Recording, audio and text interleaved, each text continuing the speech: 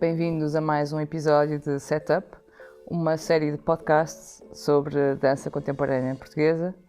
E hoje temos como convidada a Filipa Francisco, que é coreógrafa e bailarina. Olá, Filipa. Obrigada por teres aceito o convite e estás connosco hoje aqui no Setup. Fiz esta pequena introdução de coreógrafa e bailarina, não é? Também para se fazer um pouco rir, porque bailarina será uma boa definição também?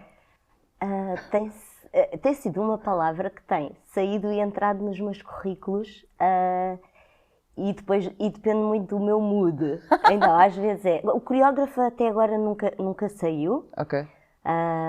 Porque realmente estou sempre a trabalhar e a pensar no tempo, no espaço, no corpo, no espaço, etc, etc. Portanto, deixei ficar esta ideia de coreografia. Sim. Mas a bailarina às vezes é bailarina e às vezes é performer. Ok. Vai mudando dependendo realmente dos contextos sim, também. Sim. Mas o meu início foi pela dança clássica. Pois portanto, é, isso que eu ia perguntar. Onde é que início. vem essa bailarina Filipa, não é? Onde é que estava essa bailarina pequenina na altura, não é? Começou a dançar na sala dos pais, estava ao rádio ligado, há algum assim momento em que te viras para alguém da família e dizes: eu quero ir para a dança contemporânea, eu quero ir para o balé clássico. Como é que isso surgiu? Então, o início dos inícios é aos 11 anos, mas é um acaso. Isto também vai acontecer muito ao longo do trabalho e na minha vida é estar sempre muito atenta a estes acasos, acidentes.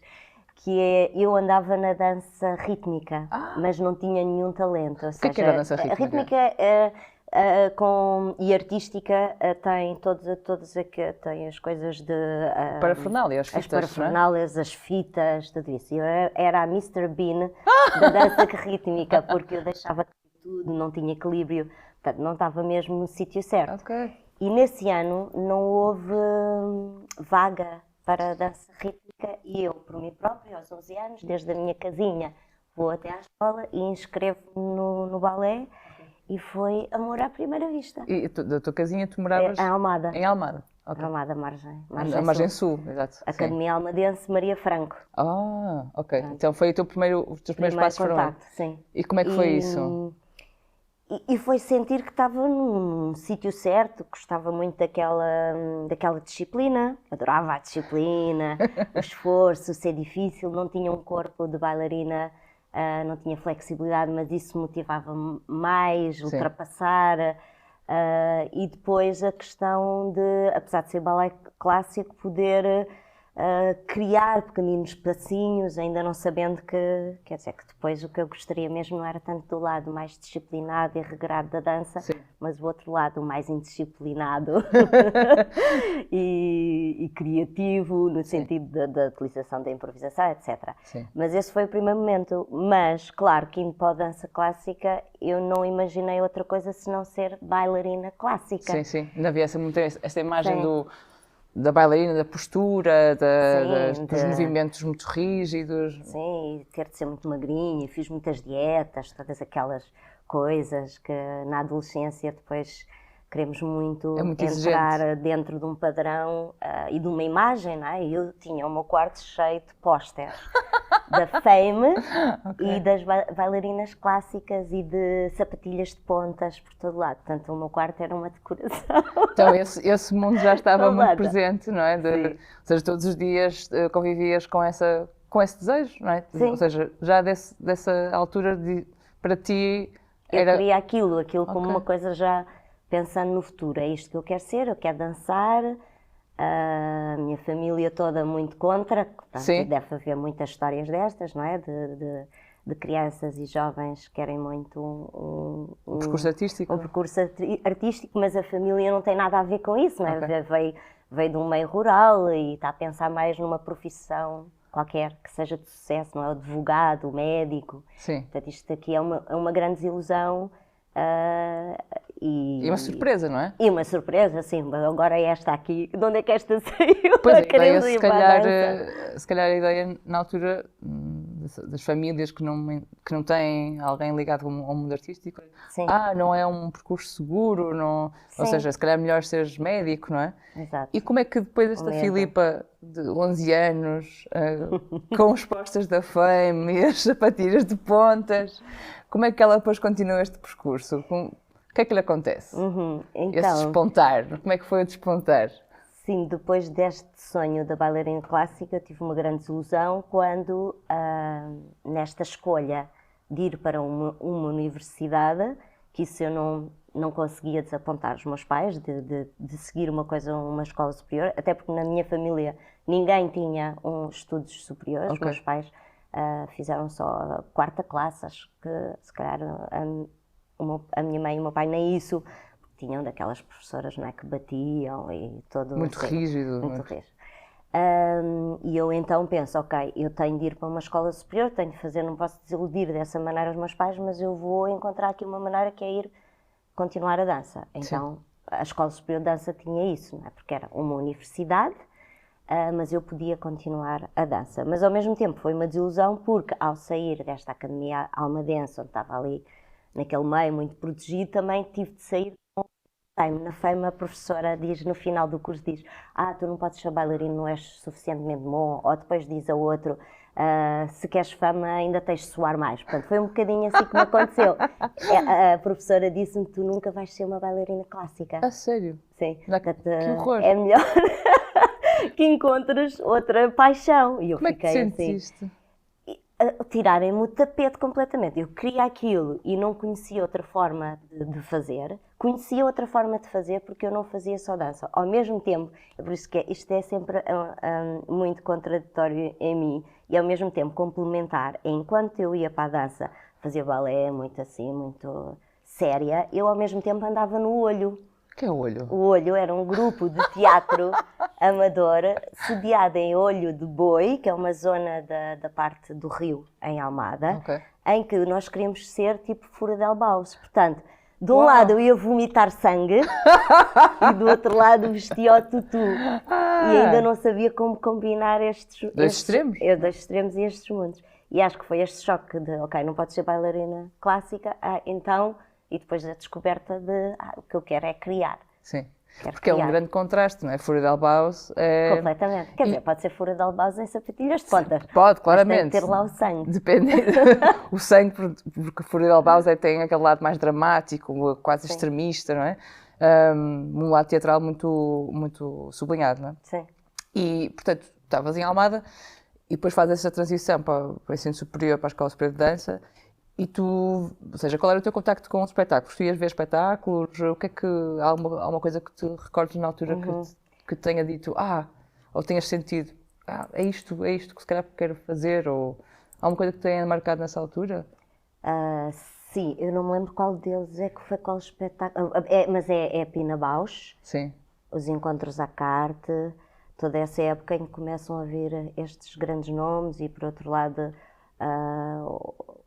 outras danças e de repente tu pensas bem, eu estou aqui numa escola, não é? Que é uma escola assim muito fechada também a várias influências e naquela altura era muito, só se via balé Gulbenkian, a Companhia Nacional de Bailado. Que tinha um tipo de trabalho... Sim, mais da dança moderna, dança moderna, dança clássica. E de repente começam os encontros à carte e a vinda da Pina Bausch e mostra um mundo que já existia há muito tempo, mas o mundo não é da dança-teatro. Os bailarinos podem falar, os atores podem dançar, estas misturas todas. A dança pode ser abstrata, mas também falar de temas atuais. A canção pode ser muito sério ou de repente ir para um lado mais pop, mais... E portanto toda isso e é a descoberta do mundo completamente novo e das muitas possibilidades e da grande liberdade que a dança pode ter. Sim, sim.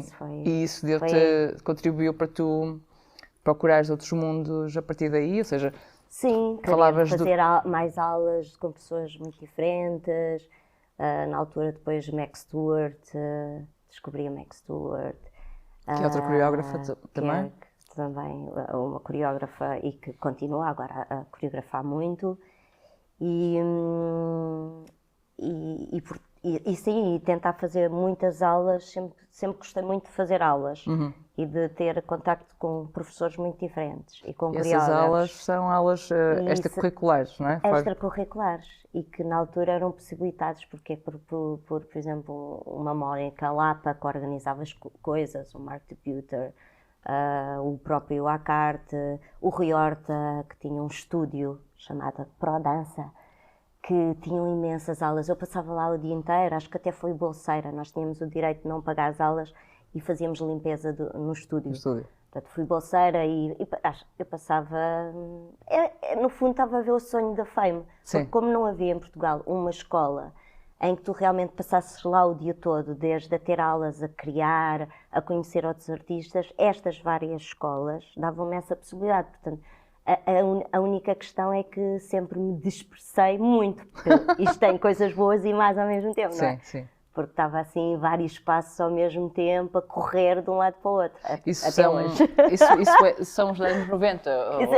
Sim, os loucos anos 90, loucos e bons anos 90 em Portugal, não é? Que de repente há uma série de coisas que vão surgindo em contraste com esta corrente do balé clássico, dança moderna, não é? Ou seja, sim, a nova dança portuguesa, o nascimento da nova dança portuguesa e de muitos dos coreógrafos que estavam, que faço parte, talvez segunda geração, eu já não sei, em termos de dinossauro. Não interessa.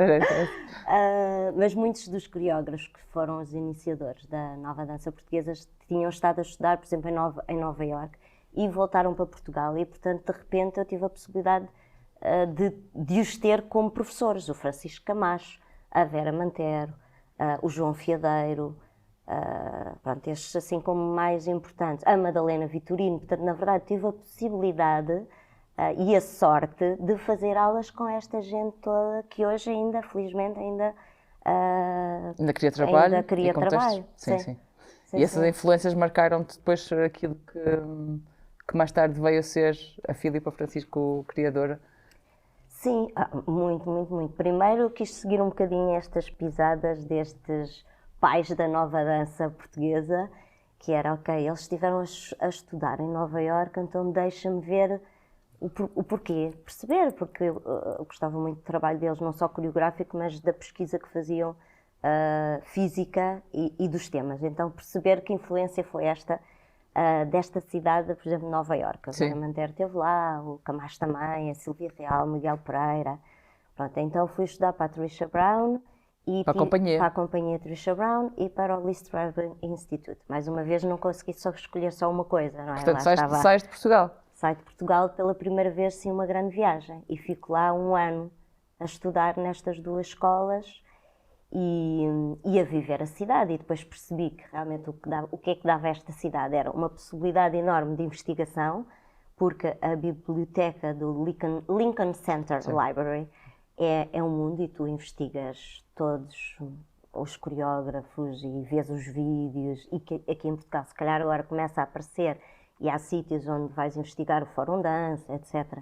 Mas na altura isso era mesmo um deserto, essa possibilidade de investigação, de ter livros, de ter vídeos. Acesso a outro tipo de informação. Sim. Depois a própria cidade, porque em Portugal e ainda hoje nós temos um espaço público muito reservado, nós temos muito medo de nos expressar no espaço público, não é? E sabemos muito bem de onde é que isto vem, não é? Da autoridade, do fascismo, etc. E apesar de ter, não tem nada a ver, não é? O nosso espaço público, mas mesmo assim ele é bastante reservado e há uma grande diferença entre o espaço privado e o espaço público. E isso não acontece em Nova Iorque. Em Nova Iorque tu tens as pessoas na rua em autênticas performances e sem olharem à maneira como estão vestidas ou não. Portanto, não se importam do exagero ou do extravagante. Não há esse julgamento, não? Não há esse julgamento, há outros, não esse. E, portanto, é uma cidade que de repente tu olhas e já está a acontecer à tua frente alguma coisa. Isso para ti foi significativo, essa grande mudança? Foi muito inspirador, e também porque aí percebi que talvez nunca iria ser uma coreógrafa fechada num estúdio com todas as janelas fechadas e só inspirada no meu próprio corpo, ou nos sons do meu corpo, que é fantástico. Não, o mais importante é as pessoas terem a liberdade de criarem aquilo que querem, Sim. mas realmente aí me apercebi que qualquer que seja a peça, eu tenho mesmo de abrir a janela e ver o que é que se passa lá fora.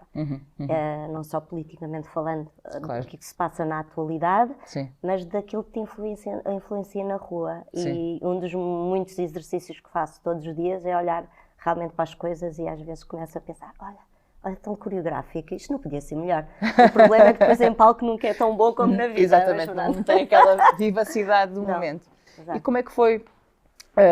Falavas há pouco da tua família, não é? Com o tipo de raízes, não é?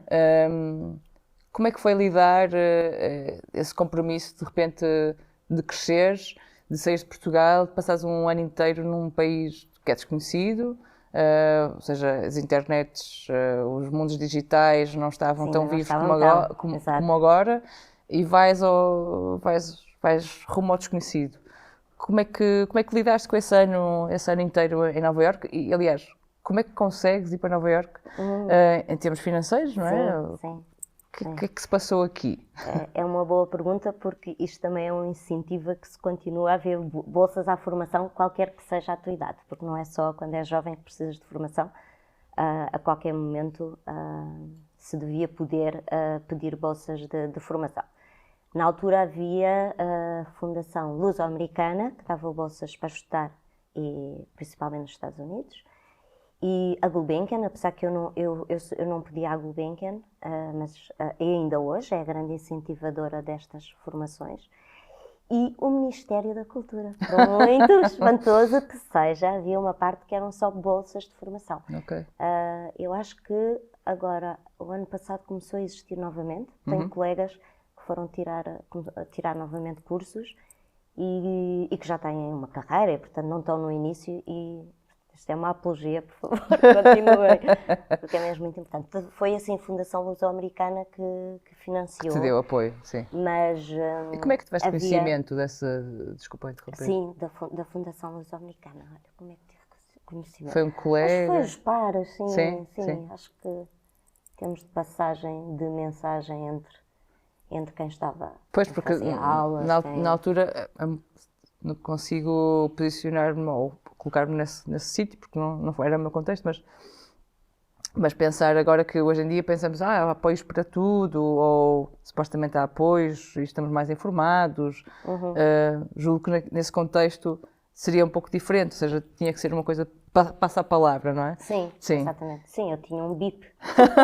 Tinha um bip, que era... Aquelas caixinhas, não é? Exato. Que é só os mensagens. pagers, não era? Aquelas só as mensagens. Alguém te liga e está ali. O tempo do bip.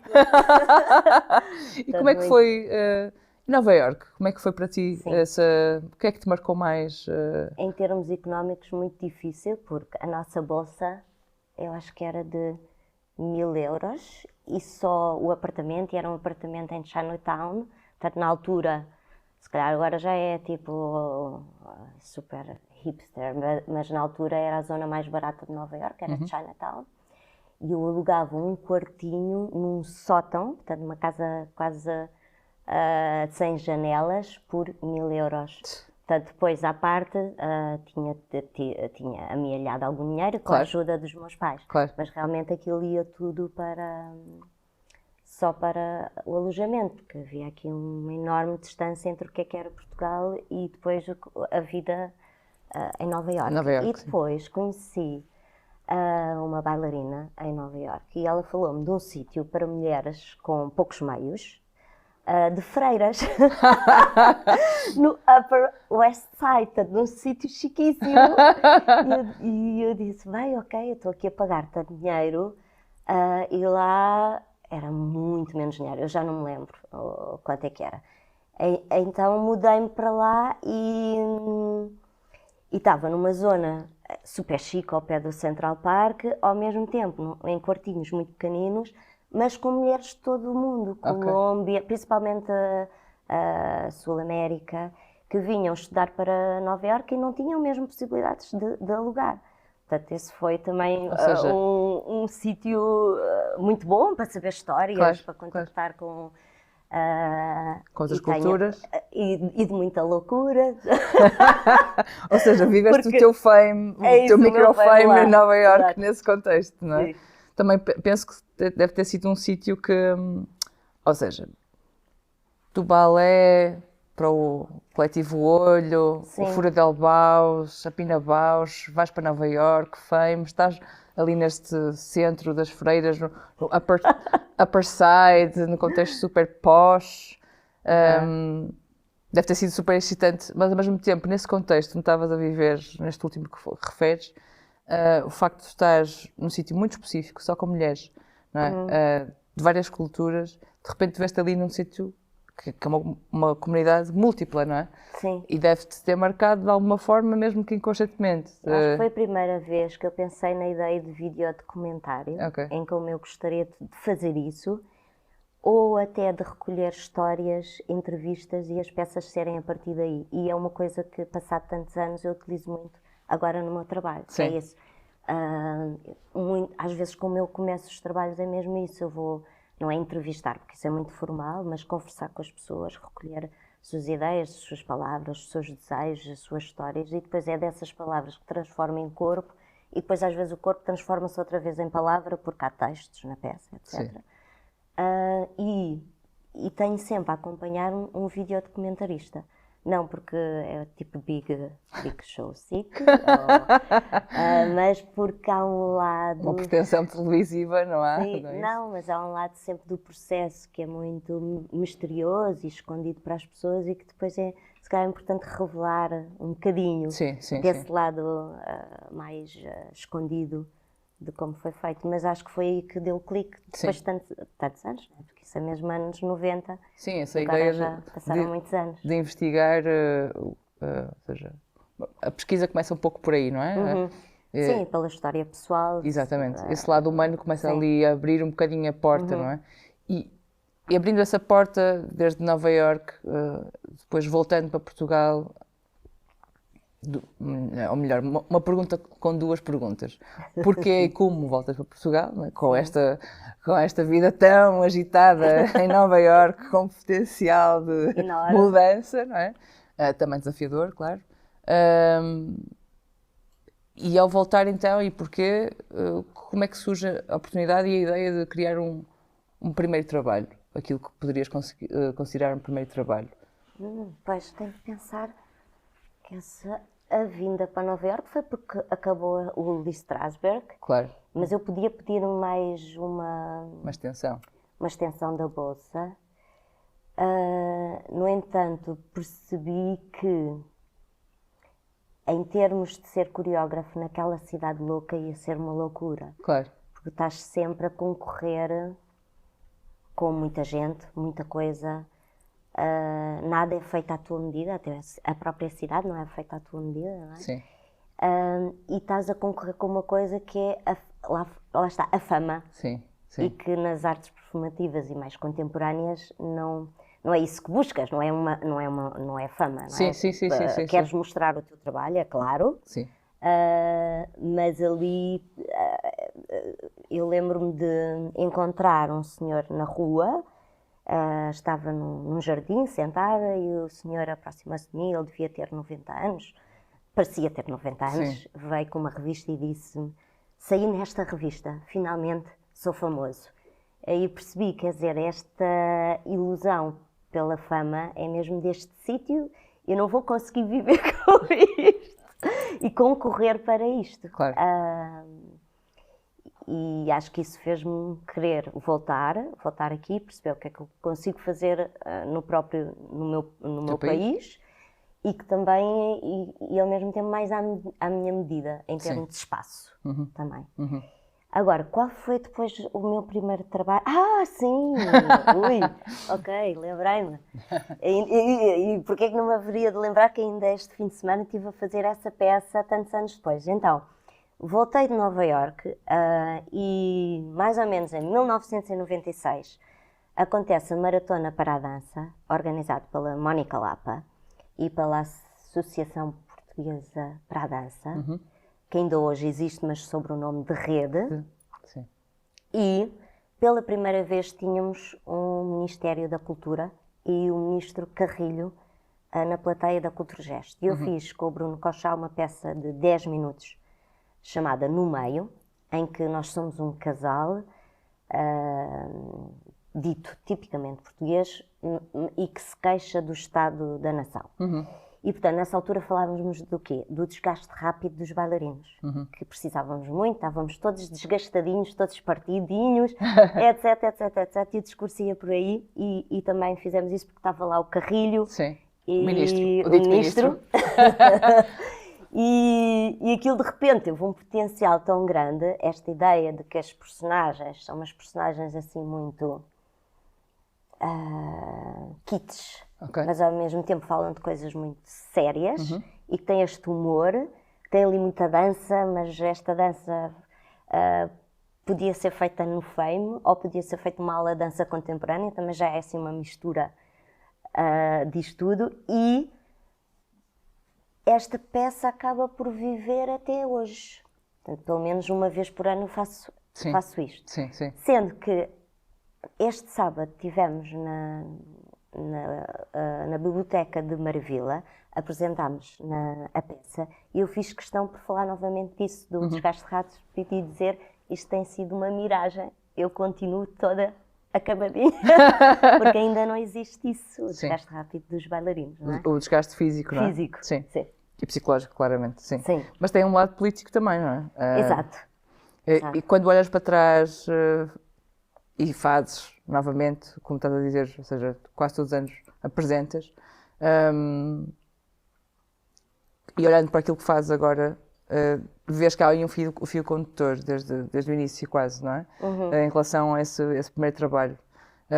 Porque há um lado de contestação política quase, não é? dos meios, das possibilidades, do certo reconhecimento do meio artístico e aquilo que pode ser o apoio daquilo que é o Ministério da Cultura. E ao mesmo tempo as múltiplas possibilidades que existem a nível de movimento, não é? da dança e a aproximação. Isso acho interessante, fazer assim um bocado esse arco, não é? A olhar para a tua descrição e a escutar-te. E, aliás, ver o teu ar de felicidade, tipo, sim, este trabalho em particular, que continua a ser uma referência, a nível da dança contemporânea portuguesa até agora, não é?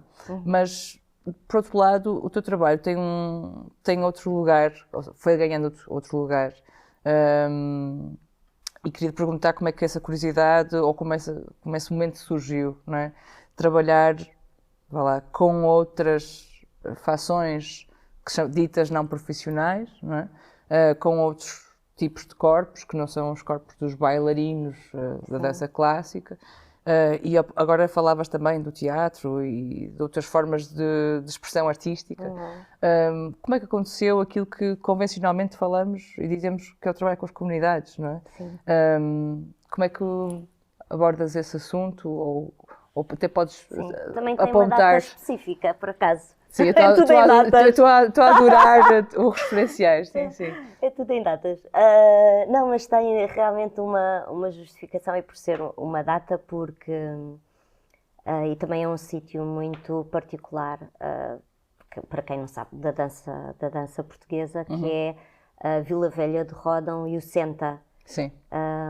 Que é um espaço, ou era um espaço de residências artísticas por onde muitos artistas passaram e, portanto, que saíam dos sítios onde viviam para ir para este sítio, que é completamente meio rural, um estúdio no meio rural, para, portanto, a Graça Passos. Sim. Estava muito à frente no seu tempo, porque agora voltou-se a falar muito disso, dessa questão, o que é a periferia, o que é o centro, levar as artes a meios rurais, como se cria nestes sítios tão pequenos, para populações que não têm tanto acesso a espetáculos.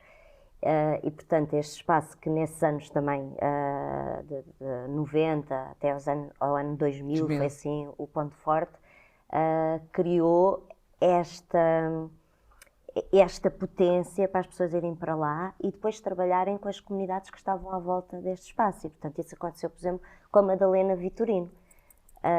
E comigo também, não da mesma maneira, e mais uma vez foi o acaso e o acidente, Feliz acidente. feliz acidente, que como eu estava a trabalhar numa das peças na altura, Uma peça minha tua? peça, chamada O Riso, penso, era uma coisa sobre o humor, trabalhar à volta do que é o humor, e fizemos um workshop e uma das professoras da prisão, do estabelecimento prisional de Castelo Branco, inscreveu os seus alunos no workshop e não podendo eles sair da prisão, eu fui dentro da prisão. Foi a primeira vez que E foi a trabalhaste com o primeira sistema prisional. Exatamente. E aí fez realmente um clique na minha cabeça, que é porque é que os nossos espetáculos têm de ser sempre vistos só por nossos pares? Como é que isto se abre mais? Realmente a arte, a dança transforma? É um potencial de mudança? E abriu-me tantas questões que se calhar até ali não estavam tão fortes e eu não tinha sentido esse desejo de trabalhar fora do ambiente que era os bailarinos ou os atores. Sim, e os contextos normais de contextos, programação, os exatamente, teatros. mesmo os espaços, que são os espaços mais do teatro, espaço, e de repente aquilo abriu-me todas essas questões. E ano a ano foi passando e eu passei lá 7 anos.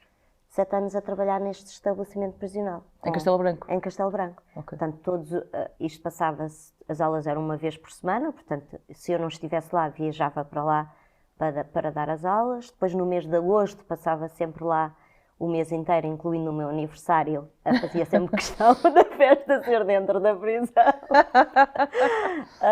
E depois, se os reclusos quisessem, e lá está, e esta frase é muito importante, porquê? Porque eu aprendi com os reclusos o que era co-criação, o que é colaborar, o que é estar aberta a mudanças repentinas que não tinhas pensado no decurso da tua criação, ou das tuas ideias que tens, e aceitar completamente que isso é possível, que não tens o controle nem queres ter o domínio de tudo. E que estes inputs até fazem com que possa ser mais interessante. E os reclusos levaram-me a fazer coisas completamente diferentes umas das outras. Houve anos que disseram, nós queremos fazer teatro. Então contactei o Silva Mel e disse, olha, eu não percebo Silva nada. Mel, que é o Jorge Silva, que é encenador. Sim, então, ligado ao teatro, exato. Sim. Não, quer dizer, não é a minha área, apesar de sempre utilizei a palavra, o canto nos espetáculos, mas não assim uma peça do princípio ao fim. O que é que me aconselhas? Ele mandou-me uma série de peças, na prisão lemos em conjunto e escolheram Brecht. E eu, ok, agora vamos fazer Brecht. O que é que eu faço com o Brecht agora? A Boda. Ok. De Brecht. Sim. E eu pensei, isto eu vou aceitar, mas eu tenho de aceitar, é mesmo assim, isto tem de ser, neste espaço tem de haver essa liberdade. Claro. Para eu próprio aceitar coisas que nunca pensei aceitar. Sim. Então fizemos a Boda de Brecht e foi interessante ler como é que o Brecht também tinha sido preso pelas suas ideias, pelos seus escritos, portanto essa parte foi, partilhámos bastante. À volta da Pina Bausch também, isso fui eu que levei, o que deu conversas muito interessantes e que me colocou a mim também novamente questões, que é o que é que pode existir num espetáculo, porque, por exemplo, no espetáculo de 1980 da Pina Bausch, há 2 bailarinos que comem uma sopa. E claro que as reclusas perguntavam, mas isto é possível num espetáculo comer-se uma sopa? O que é que isto quer dizer? Sim. Portanto, este tipo de troca, de desafio. De desafio. Sim. E acho que é isso, a minha escola de co-criação é realmente dentro da prisão. Sim. Porque aí tens de estar mesmo aberto e se queres que seja verdadeiro, o espaço de liberdade que dás e a confiança e a honestidade com que estás ali, então essa parte tem de ser mesmo do zero. Sim. Vais com ideias, mas depois elas são realmente criadas por camadas e com todos. Claro. E até estar aberto a não apresentar nada. Que também aconteceu anos em que não apresentaste. Nem que não se quis apresentar. E esse percurso que tiveste em Castelo Branco durante 7 anos, eu acho interessante porque muito mais agora temos sempre a ideia de que pensamos o conceito, vamos aos sítios, propomos aos sítios, às instituições, e propomos um projeto, não é? E daí, de repente, com esse trabalho que foste, ou essa partida que foste tendo com esse sistema prisional em Castelo Branco, as situações foram surgindo dentro do contexto, ou seja, foram eles que te foram propondo, de certa forma, não é? Ou seja, nesse diálogo foram surgindo as propostas e os projetos. Sim. Esses desafios foram crescendo Sim. a partir da relação que criaste com os próprios grupos. com o próprio grupo. Que é que raramente às vezes se escuta isso a partir dos projetos, não é? Porque há sempre a ideia de vamos montar primeiro a ideia do projeto e depois vamos implementá-la. E de repente, ou seja, aquilo que faz-me pensar, não é? A pesquisa acaba por ser mais... leva-nos a lugares que não estamos à espera. Portanto, a pesquisa, ou seja, esse diálogo que tiveste com esses sítios, trouxe-te a outro sítio que não estavas à espera. Isso é muito interessante e dá-te um lugar e uma luz muito diferente ao teu trabalho. Achas que a partir daí... Desculpa, assim diz isso. Sim, e também isso faz-me lembrar que às vezes a pressão que temos, não é, enquanto artistas, de termos sempre de apresentar resultados e que eles têm de ser medidos através de várias coisas e que eles têm de ser apreciados, etc. Isso também faz muitas vezes que não possas colocar numa situação de verdadeira co-criação ou de liberdade para criares as coisas e para inventares no próprio momento o que é mais adequado àquele contexto.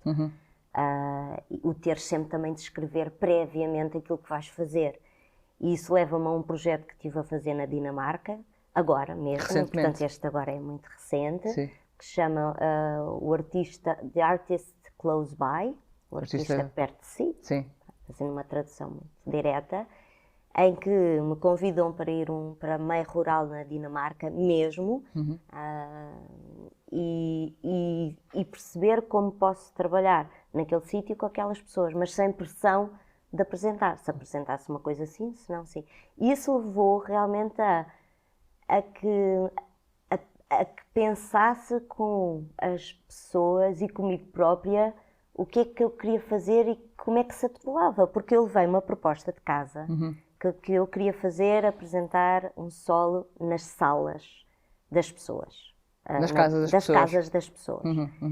E cheguei lá e isso não foi possível, porque não havia a confiança para fazer isso. Claro. E porque aquela ideia era o maior disparate para aquelas pessoas. Elas não conseguiam imaginar que uma performance se pudesse dar dentro da sua sala. Deveria ser num teatro, sendo que ali naquela zona nem sequer havia teatros, mas pronto.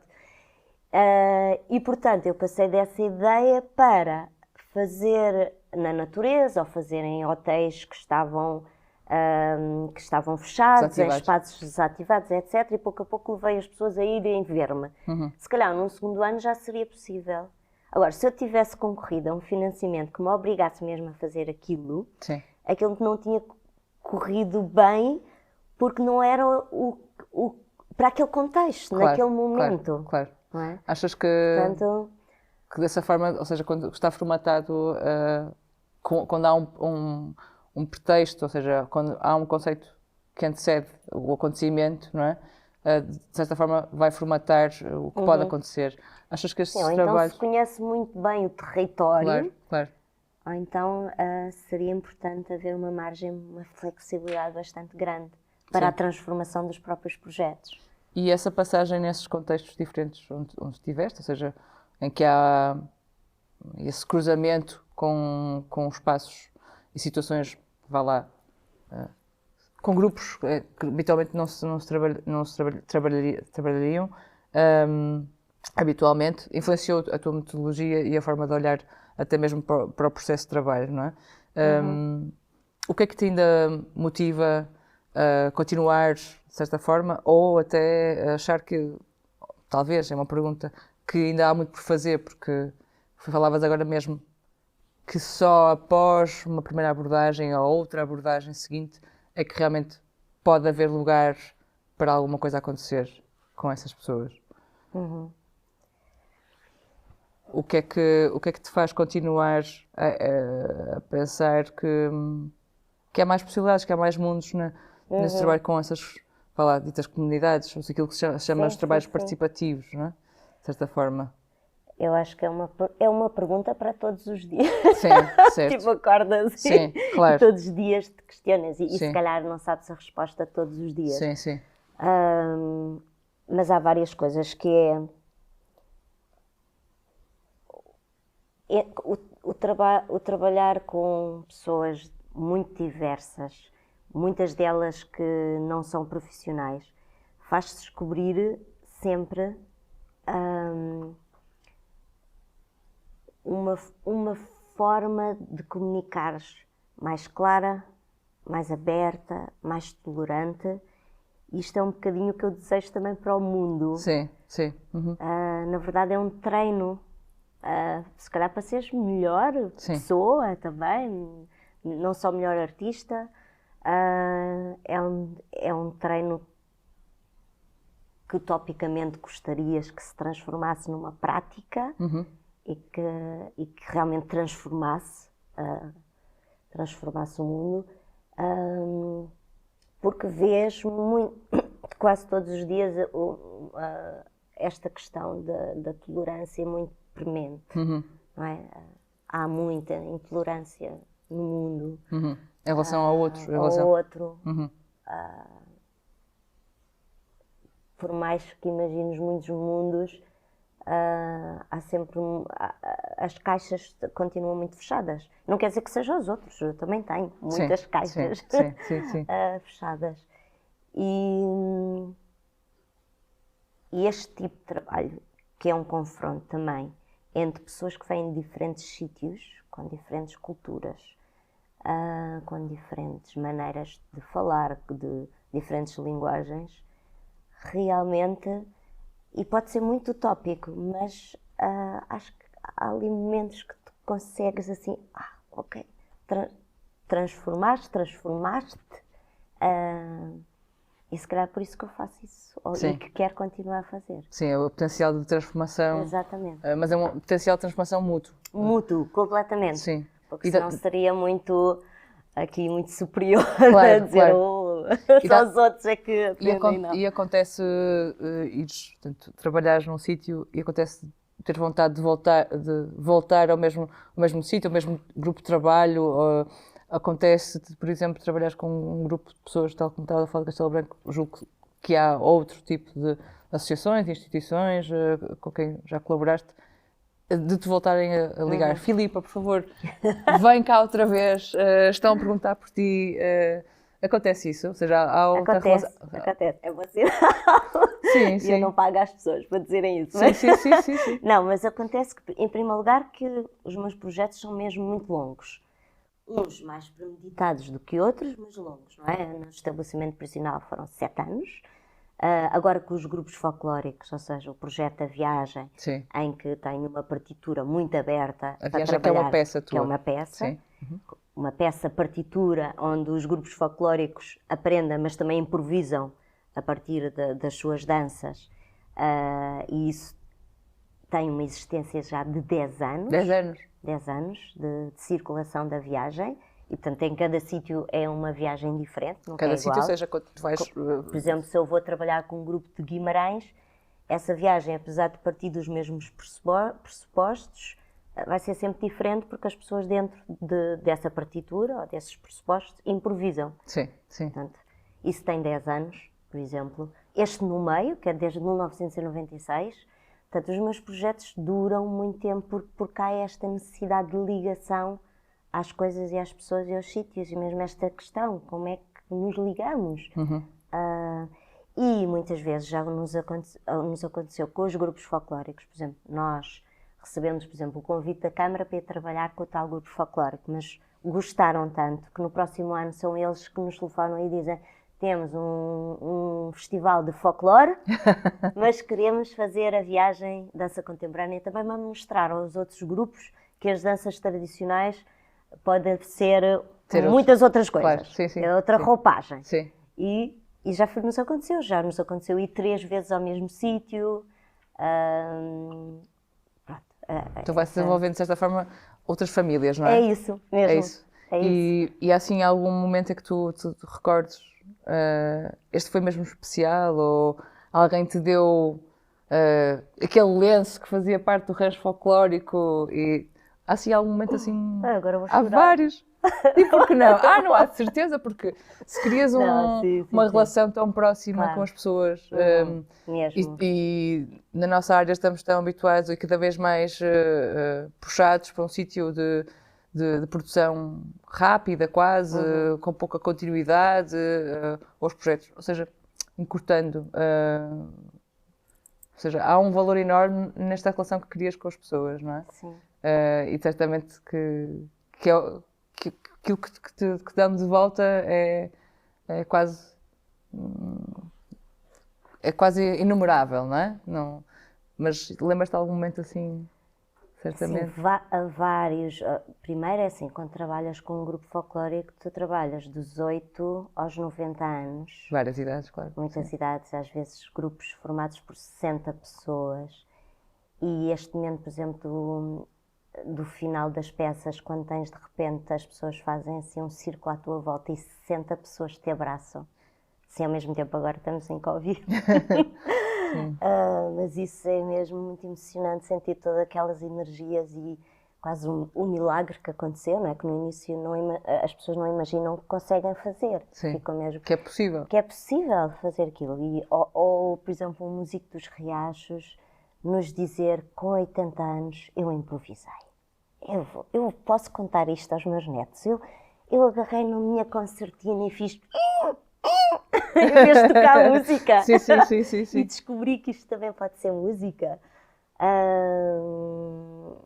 Ou então o chefe Santana do grupo folclórico dos Riachos, que dizia, as mulheres não podem dançar aquela dança, aquilo é só para homens. Sim. Vocês não ponham as mulheres a dançar isso.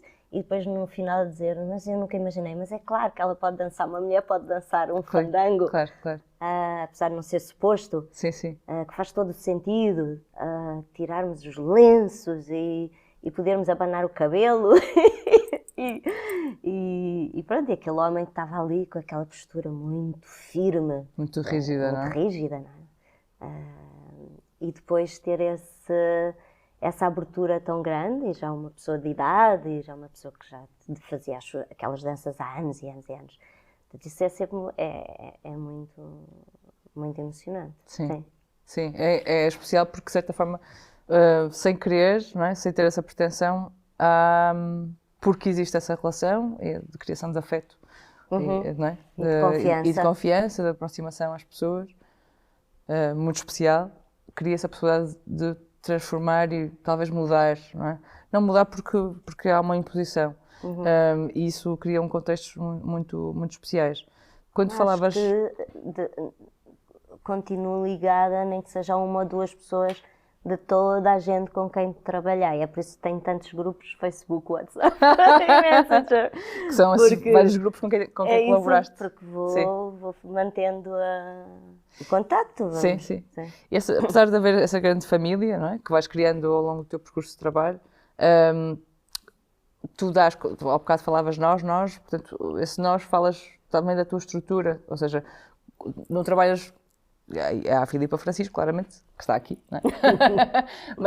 mas contigo tens uma estrutura de produção, de criação, ou seja, não trabalhas como freelancer. É uma pergunta. Sim. Eu acho que sou um caso, eu ia dizer um caso especial, que horror! Sim. Não, mas um caso que passou. Eu passei por muitas estruturas, porque eu no início não queria ter a minha própria estrutura. Achava que, havendo tantas, eu gostaria mais de estar ligada àquilo que já existe. Sim. Portanto, eu passei pela Eira, pela Jangada de Pedra, que era da Aldara Bizarro, pela estrutura da Silvia Real, pela Materiais Diversos, durante muitos anos, e agora pela minha própria associação Mundo em Rebuliço, porque de repente também as coisas cresceram muito e precisei de ter essa estrutura. Mas o passar pelas outras estruturas também me fez ver como é incrível em Portugal somos mesmo incríveis. Temos de ter muita... Não, porque as pessoas fazem tudo, não é? Têm de fazer tudo. Por um lado é mau. Sim. Lá Como está. diz As pessoas, os coreógrafos, os produtores, têm de fazer um bocadinho de tudo e aprender um bocadinho de tudo. A fazer produção, a executar, a escrever mails, a saber falar do seu próprio trabalho, etc, etc, etc. Isso dá-nos uma maneira de trabalhar incrível. Sim. Uma plasticidade incrível. Ao mesmo tempo, também quer dizer que vivemos num sistema muito precário, não é? Que não podemos ser só artistas, temos de fazer muita coisa para... Portanto, bom, tem o lado bom ou mau. Mas agora tenho a minha própria associação, que é Mundo em Rebuliço, e, portanto, e estas equipas também, pronto, são grandes e estão juntas. Esta equipa, por exemplo, da Viagem, trabalho com as mesmas pessoas há 10 anos, não é? Portanto, acaba por ser mais uma família, não é? Exatamente. Sim. E achas que falavas um pouco da precariedade e dessa multiplicidade dentro de uma só pessoa, não é? Porque na nossa área, a área da cultura e das artes, ou seja, nossa área de cultura e das artes, mas dentro desta área toda que fala agora, há esta que falamos da dança contemporânea e das artes performativas, porque a cultura e as artes é enormíssimo, não é? E às vezes as pessoas, de forma geral, não sabem, não é? Que um coreógrafo também é um produtor, que também é ensaiador, que também se calhar é músico, que também vai fazer o lado financeiro e tudo mais. Quando olhas para trás, depois destes acidentes felizes todos do teu percurso, há alguma coisa que realmente, radicalmente mudou neste contexto para ti? Conseguirias nomear alguma coisa porque estava a dizer que somos fantásticos, sim. E é verdade, sim, óbvio, não é? Sim, porque há uma resiliência enorme, persistência. Isso mesmo. Há uma coisa que fundamentalmente mudou quando olhas para trás neste desenvolvimento de trabalho? Eu estou-me a lembrar, se calhar vem muitas coisas à cabeça. Não tens que selecionar nada em especial. Mas estou a selecionar uma, porque é a Ação Cooperativista que nasceu durante a pandemia, que é um grupo de pessoas que se decidiram juntar, principalmente, primeiro foi a Carlota Lagido, não é? Tu sabes muito bem do que é que eu falo, desta ação cooperativista, estivemos juntas nesse grupo, mas isso fez-me ter uma maior consciência política, um maior sentido da ação, mas também um maior sentido também do limite da nossa ação. Mas ao mesmo tempo dizer sempre às pessoas que temos de acreditar, quer dizer, somos nós que votamos, temos poder e não podemos perder essa ação, esse pensamento que podemos mudar. De implicação cívica, não é? Exatamente. Como cidadãos. Que não existe assim tanto no ativo, não é? Porque desistimos disso. Sim. Ao mesmo tempo um limite para isso, porque é muito difícil mudar as coisas, principalmente os poderes instituídos. E a ação cooperativista, eu acho que teve um papel fundamental durante a pandemia e ajudou-me muito, porque de repente estás sozinha em casa, com os teus espetáculos cancelados, a pensar que tens mais tempo para a vida, não é? Para os filhos e para o marido, mas ao mesmo tempo assim, uau, e agora? E agora? Eu sou recibos verdes, portanto eu não tenho direito a nenhum apoio. Onde é que me agarro, não é? Onde é que me agarro? Como é que sobrevivo a seguir? Sim. E esse sentido também de solidão, de repente, não é? Com quem é que eu falo agora sobre estas coisas todas? Quem é que tem dúvidas também, não é? Sim. Portanto, isso foi muito importante e foi um clique na minha cabeça para pensar em tudo duas vezes e eticamente pensar ainda mais nas coisas, não é fácil. Então agora com a pandemia, não é? Com todas as questões ligadas aos certificados, aos testes, etc., tem de se pensar muito bem como... Sim, e os direitos e os deveres. Os direitos e os deveres. Dentro deste trabalho, que é um trabalho, não é? Sim, apesar de ter um lado criativo enormíssimo, mas é um trabalho. Sim. E visto como um trabalho, e falando deste lado político e da ação cooperativista, hiper apaixonante, acho que foi também um bocado isso, que estávamos com criou-se um movimento de solidariedade enorme, de aproximação. Mas, e recordando um pouco aquilo que foste falando e partilhando connosco, o teu trabalho tem uma implicação política muito grande, sempre teve. E é muito bonito de ver que isso existe no trabalho, mesmo que isso não seja a bandeira desse trabalho. E o que eu vi agora, enquanto falavas, é que estava sempre premente. Mas acima de tudo, antes de ser dito que o trabalho é político, é um trabalho hiper-humano e de aproximação ao indivíduo. Portanto, esse lado é muito maior do que uma bandeira somente política, não é? E foi muito agradável ouvir isso e escutar-te. Portanto, o que é que tu dirias a quem está a começar perante estes contextos todos? Assim, olha, enquanto falavas, eu tive a imagem da Lia Rodrigues na sua escola da Maré, no Rio de Janeiro, na favela. Lia Rodrigues, que é uma Que coreógrafa, é uma coreógrafa brasileira. Sim. brasileira, dança contemporânea. E então diria às pessoas que estão a começar para ver a Lia Rodrigues, porque ela é mesmo uma inspiração.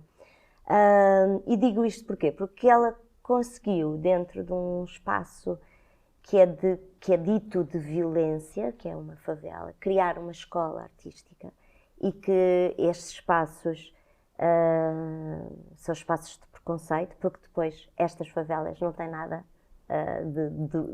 do que se anuncia, não é? Que é só tráfico, só bandido, não é isso.